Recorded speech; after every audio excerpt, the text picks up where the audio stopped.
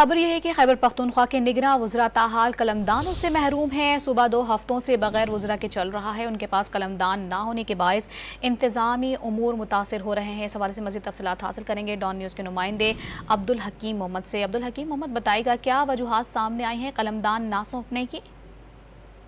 ये जी बिल्कुल 10 अगस्त को जो साबिक काबीना था उनको डी नोटिफाई किया जा चुका था और फिर नई काबीना के मेंबरान जिनमें 9 वज़रा शामिल है, गवर्नर खैबर पख्तूनख्वा ने 19 अगस्त को उनसे हल्फ लिया था।